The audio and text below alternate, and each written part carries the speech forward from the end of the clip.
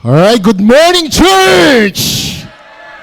Magandang umaga po, ICOC Quezon City South Sector at sa lahat po ng mga kapatid natin, mga kapamilya, mga kaibigan na kasama natin ngayon at mga nanonood sa Facebook Live. Magandang umaga po sa inyo lahat and thank you for joining us sa ating worship service ngayong umaga. Gusto mong bigyan ng special welcome ang ating mga kapamilya at mga kaibigan na kasama natin ngayong umaga. I would like to give a special welcome kay Tita Ellen Macalino, yung nanay ni AJ, kasama natin ngayong umaga, joining us sa ating worship service. And we have brother and sister all the way from Sacramento Church joining us this morning. Si Kuya John tsaka si Ate May joining us. Also this morning, kasama kanilang pamangkin na si JZ na nag-aaral sa PSBA. Welcome and again, thank you for joining us.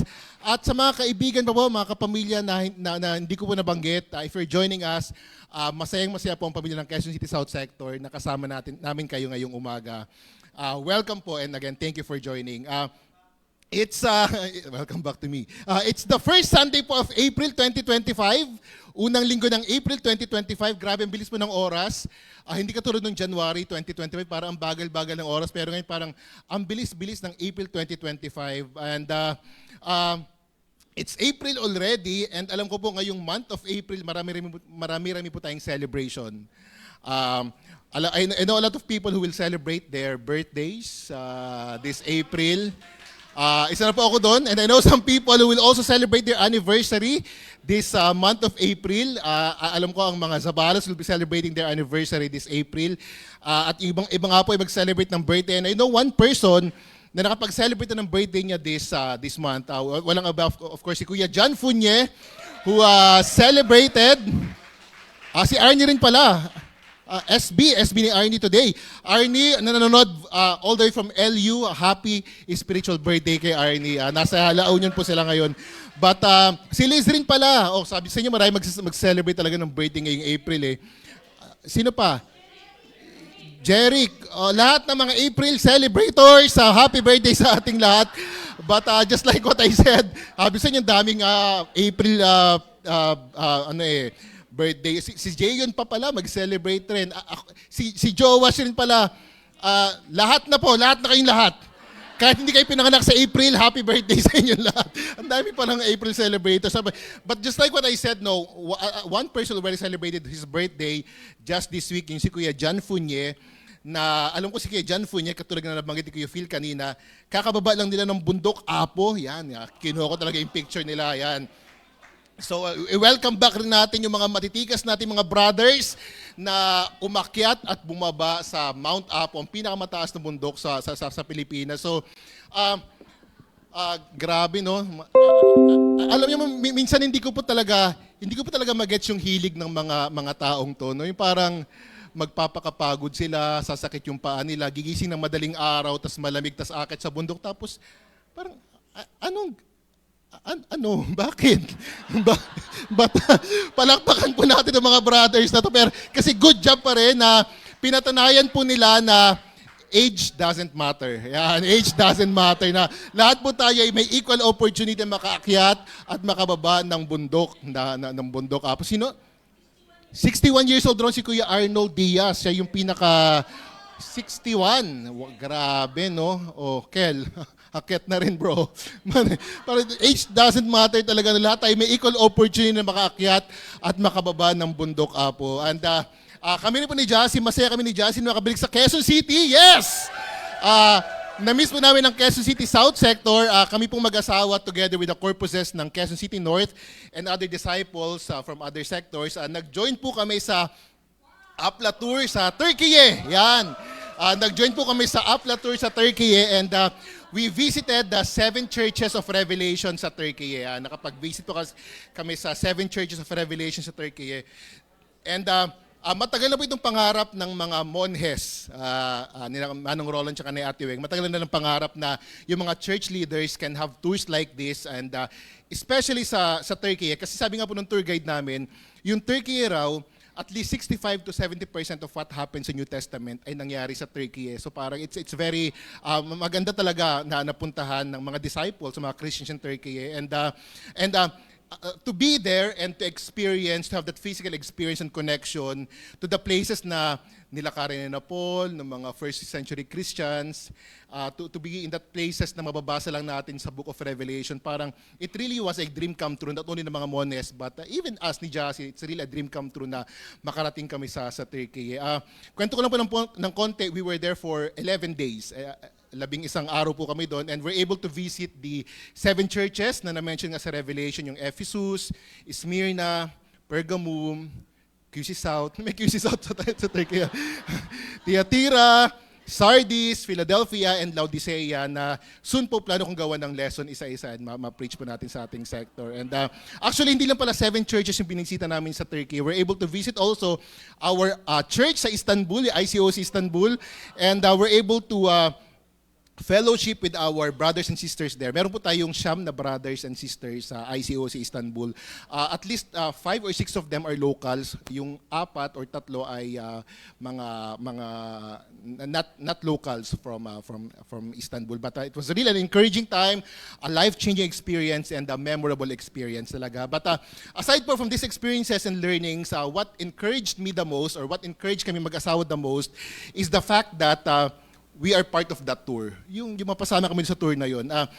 Share ko lang po, when I entered full-time ministry, tinanggap ko na po sa sarili ko na these are the things na most likely hindi ko na ma-experience. Kasi ang thought ko po talaga is kapag nag-full-time ka, you won't have that luxury and money to go to places like this. And which is true, wala naman talaga kaming perang panggastos sa mga ganitong bagay. Buti lang po merong salary deduction. Yan, buti na salary deduction ako.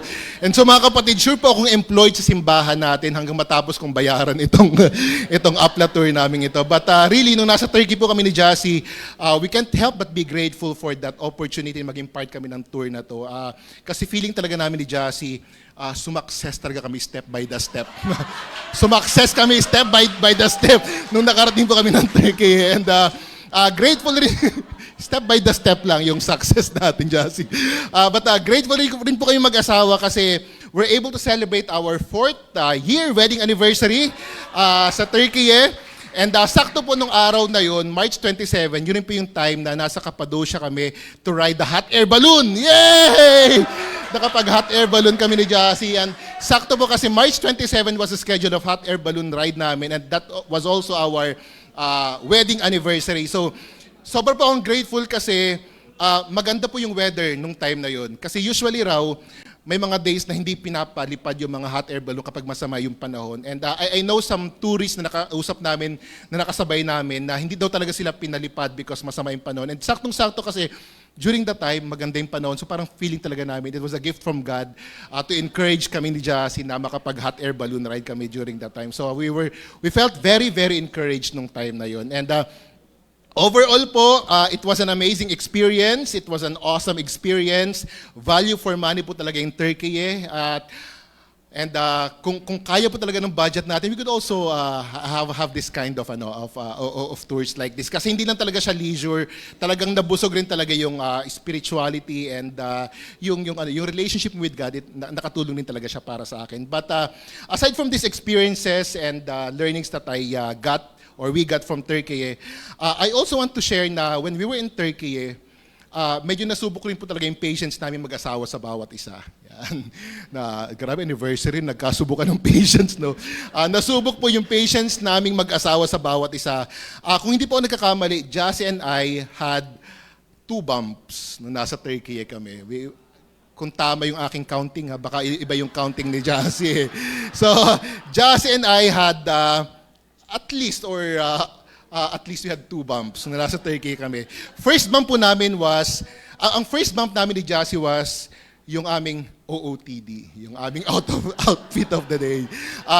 Nabiyaan po kami ng mga ergizas ng pang-OOTD sa Turkey. By the way, salamat sa mga ergizas kasi talagang binigyan nila kami ng jackets and scarves. So salamat Kuya Dom tsaka Ate Grace sa pagpo-provide ng OOTD namin sa Turkey. So yun po yung naging isa sa first bump namin. So binigyan kami ng mga ergizas ng 2 scarves na kulay black and pink na gano'n.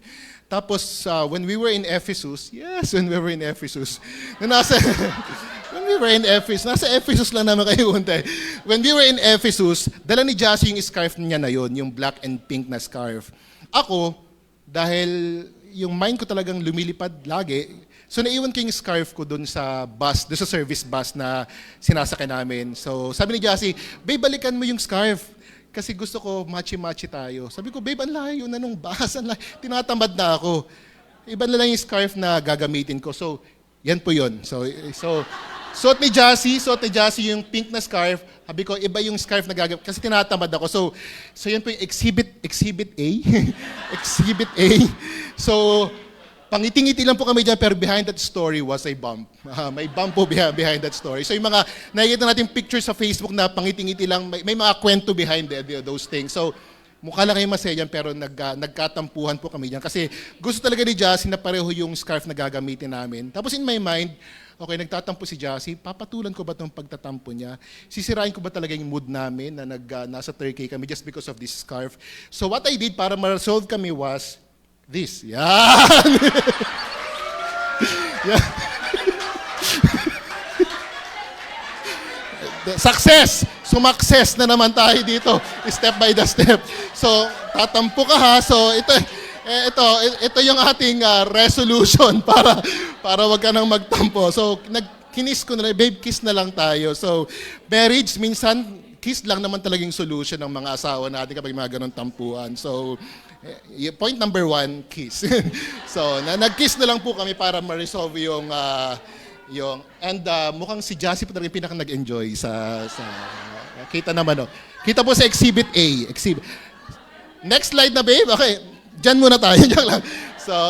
So yung second bump po namin, lipat ko ng slide kasi baka maumay na kayo. So, yung second bump po namin was, si Jassy kasi she loves to take pictures. Yeah.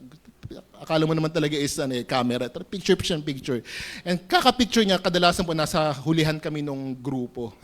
Nasa tail kami nung group. So, there's one time, nasa Ephesus pa rin kami and ang ganda-ganda ng place. And unconsciously, ang bilis ko na palang maglakad. Kasi ang ganda ng place eh. Yung asawa ko, baby steps talaga si Jassy. Baby steps kasi si asawa ko eh. So hindi ko namamalay na naiwan ko na pala si Jassy. Nasa dulo na pala siya. So she was mad at me. Galit na naman sa akin si Jassy. Kasi iniwan ko raw siya. But since ayoko talaga masira yung aming mood na nasa Turkey kami, so I just apologized and thankfully naging okay naman kami when we were in Ephesus. So in my memory po, kung tama yung memory ko, tsaka kung tama yung listahan ko, these are the 2 offenses that I made kay Jassy. Yan. Maybe Jassy has more on her list, pero dito po ako guilty sa dalawang to. So, at least dito ako guilty sa dalawang to. And why am I sharing these things? I thought of sharing these things because this morning po, ito po yung gusto kong pag-usapan natin. This morning, I want to talk about offenses or offense. Yan. Sana tama yung spelling ko kasi letters yung nakita. Tama naman, attorney. Tama, okay. So, ito po yung gusto kong pag-usapan ngayong umaga. Offenses or offense o sa Tagalog, pagkakasala o maling gawa. Yan. So, I understand po na for the past few weeks, si Kuya Romel, he talked about or he shared lessons about unity as a family, as a church, or unity in our relationships. And I just want to give a second punch to that topic by giving biblical practicals on handling offenses.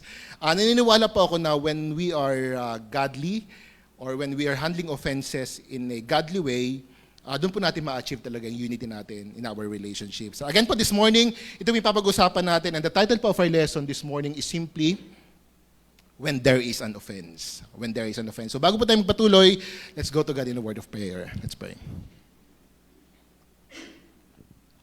Panginoon, maraming salamat sa umagang ito na may pagkakataon kami para magtipon-tipon at matuto, maintindihan, at lumalim po ang aming relasyon sa inyo, Ama. We're grateful for the opportunity that we could celebrate our relationship with you, Father God, that we wake up this morning with an understanding na kayo po yung Diyos namin at kami po ay inyong mga disipulo. At kami po ay may spiritual family na katulad dito, Ama. And we just celebrate our relationship with you, our relationship with one another, Father God. And this morning, as I share your words, I pray that lumalim po yung aming pagkakilala at pagkakaintindi at pagmamahal, Panginoon, sa inyo. Naniniwala po ako, Ama, na every verses or every scripture that we're reading, it's meant for us to get to know you even more and to understand you even more and to fall in love with you even more, Father God. And sana po yun po yung ma-achieve namin ngayong umaga. Gamitin niyo po ako, Panginoon, despite my many weaknesses and shortcomings. Gamitin niyo po ako, Ama, because your words are powerful even if the vessel is not, Father God. Maraming salamat po. I pray all these things in Jesus' name. Amen. Again po, the title of our lesson this morning is When There Is an Offense. So, sabi po ni John Lusk, our brother from Des Moines Church of Christ, in every relationship daw, two things are certain. Una is that we will offend others. We will offend others. Masasaktan natin yung kapwa natin. And second, sabi ni John Lusk, we will be offended by others. So we will offend others and we will be offended by others. Kahit gaano natin itry na gawing perpekto o payapa yung ating mga relasyon, consciously and unconsciously, makapanakit tayo at masasaktan tayo ng mga tao sa paligid natin. Even our loved ones, masasaktan tayo nila. Nangyayari ito sa mga marriages natin, nangyayari ito sa mga relationships ng father and son, mother and daughter, sa parenting and vice versa. In our friendships, nangyayari ito.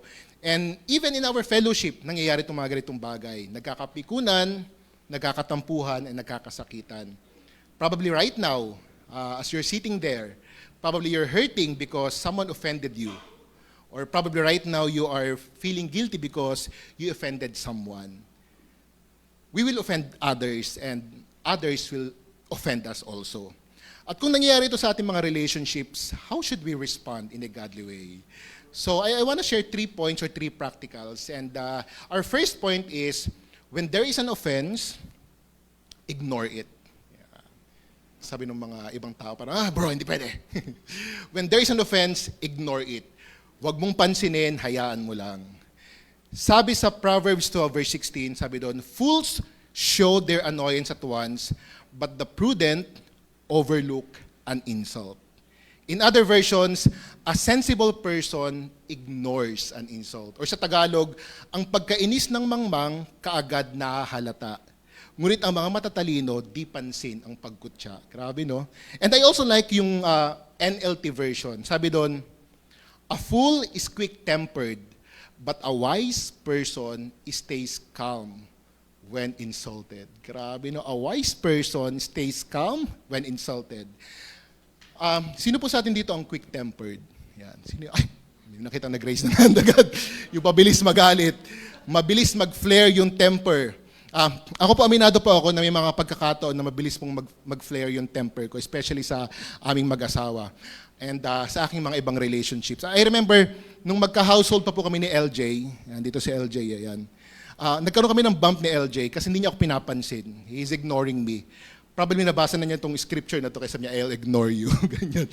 So, hindi niya ako pinapansin. Parang feeling ko, ba't hindi ako pinapansin ng taong to? And dahil sa pag-ignore niya sa akin, nag-flare talaga yung galit ko. Sabi ko sa kanya, bro, suntukan na lang tayo. Hinama ko sinusuntukan si LJ. And every time I remember that moment, natatawa na lang ako na, totoo ba, hinaman ko talaga si LJ ng suntukan? Actually, magkasaysa po kami ni LJ noon, kaya I had the guts na maghamon. But seriously, this scripture that we have just read, it's a good verse na pwede natin gamitin to examine ourselves. To examine ourselves na, are we foolish or are we wise? Matalino ba tayong maituturing o tayo ba'y isang mangmang? How to gauge that? Paano natin malalaman yung sagot? Kung paano tayo mag-respond to an insult. How do we respond to an insult? The fool is easily angered. Pikon. Mabilis matrigger. Pumapatol. Pero yung matatalino raw, yung prudent, yung wise, stays calm. He or she ignores and overlooks an insult. Quezon City South Sector, brothers and sisters and friends, how do you respond to an insult? How do you respond to an insult? When I was doing this lesson, naalala ko lang po nung elementary pa ako. And probably some of you can relate. Nung elementary pa ako, isa ako sa mga bullies nung elementary. Before ako mag-transfer sa private school, kasi doon ako nabully naman sa private school. Pero bago ako mag-transfer, I was a bully. Kasi na-realize ko, ang sarap mang-asar ng mga pikunin. Parang ang sarap mang-asar kapag pikon yung inaasar mo. Parang, sarap mang-asar. Ang sarap mang-asar ng pikon, especially yung kapag paiyak na, parang, yes! Parang yung goal, paiyakin yung mga pikon. Masarap mang-asar ng mga pikon parang success kapag napaiyak mo sila. Sila yung mga masarap asarin.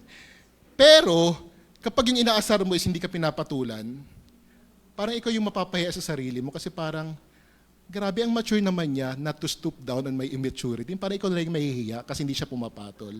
And I think yun po yung wisdom ng scripture na binasa natin, na if we are confident and secure in our relationship with God, if we are spiritually mature, sa kabila ng mga offenses and insults that we're getting, we will not retaliate. We will just remain calm, composed, and confident. Again, mga kapatid, how do we respond to an insult? My challenge for all of us is that if we're getting offenses or insult, rather than retaliate, rather than fight back, let's have that confidence and security kay God to just ignore it. Because at the end of the day, God will fight for us if we're being insulted or if we're being offended. Point number 2 po, kung hindi nyo kayang i-ignore it, point number 2, resolve it. Yan, resolve it. Point number 2, resolve it. In Matthew 18, verse 15 to 16, sabi doon, if your brother or sister sins, go and point out their fault, just between the two of you. If they listen to you, you have won them over. But if they will not listen, take 1 or 2 others along, so that every matter may be established by the testimony of 2 or 3 witnesses. Jump po tayo sa Matthew 5, verse 23 to 24. Sabi doon, therefore, if you're offering your gift at the altar and there remember that your brother or sister has something against you, leave your gift there in front of the altar. First go and reconcile to them, then come and offer your gift. Almost the same po yung concept or content nung binasa nating scripture, pero may difference po sila. Ano po yung kaibahan ng scripture na binasa natin? Well, yung unang scripture po, sabi doon, if your brother or sister sins, go and point out their fault just between the two of you. So the Bible puts the responsibility to resolve an offense dun sa na-offend, o dun sa nasaktan. Sabi nga ni Matthew, point out their fault. So dito, the Bible puts the responsibility to resolve the offense dun sa na-offend o nasaktan. Dun sa second one po, if we're going to read it, the Bible naman puts responsibility to resolve the conflict dun sa nang-offend o nakapanakit, whether consciously or unconsciously. Ano pong ibig sabihin nito para sa ating lahat? I really think that resolving an offense is everyone's responsibility. Resolving an offense is everyone's responsibility. Whether you're the one who is offended or whether you're the one who made the offense, you're called to resolve and make peace. Hindi po siya intayan, hindi siya yung pakiramdaman. Hindi dahil ikaw yung nasaktan, ikaw yung maghihintay for that person who offended you na makipag-resolve. Whether you're the one who is offended or you're the one who made an offense, you're called to resolve and make peace. Kadalasan po kasi kapag ikaw yung naagrabyado, ikaw yung nag-iintay na mag-apologize yung nakapanakit sa'yo. Pero sabi ng Biblia, no. Kahit ikaw yung nasaktan, kahit ikaw yung naagrabyado, it's also your responsibility to resolve that conflict. It's a hard teaching. Pero yun po yung standard ng Biblia. Bakit? Bakit yung standard ng Biblia? Because Jesus knew the danger of disunity. That's why He made the reconciliation everyone's responsibility. Even in our marriages, kahit tayo na agrabyado, we have to assume that responsibility to make peace with our spouse kasi there's a danger in disunity. That's why reconciliation is everyone's responsibility. Whether you're the one who is offended or ikaw yung nakapanakit, it's our responsibility to resolve and make peace with one another. And so my question for all of us, mga kapatid, right now is there someone who offended you that you need to reconcile with?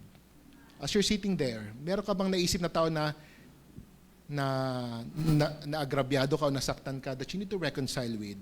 Or is there someone you offended that you offended that you also need to reconcile with? My challenge for all of us is to pray for that courage and strength in our hearts so that we can reconcile with these people we have an offense with. After all, sabi sa Matthew 5 verse 9, blessed are the peacemakers, for they will be called children of God. I mean, di ba pag-iisipin natin, kung ipapaglaban talaga natin yung personal justice natin, hindi naman tayo matatawag na children of God. Sabi dito, you will be called children of God if you are a peacemaker. I hope, mga kapatid, that we are pursue peacemaking. Sana ito yung pinupursue natin. Hindi lang yung personal justice natin na tayo maipagtanggol natin sa sarili natin. I hope that what we're pursuing is peacemaking because the promise is we will be called children of God if this is what we are doing, peacemaking. Third and last point po, first is ignore it. Second is resolve it. Third and last point is forgive it. Yan. When there's an offense, forgive it. Sabi po sa Matthew 6, verse 14 to 15, For if you forgive other people when they sin against you, your heavenly Father will also forgive you.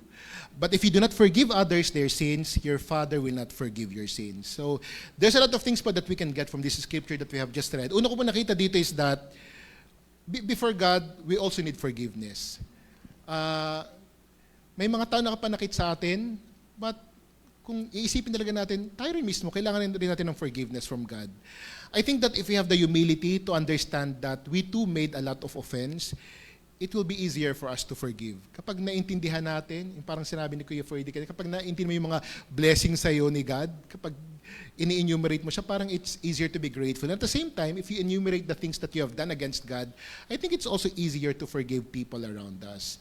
And grabe yung warning ni God sa scripture na binasa natin. It is something that we need to take seriously. Yung warning ni God, if you do not forgive others their sins, your Father will not forgive your sins.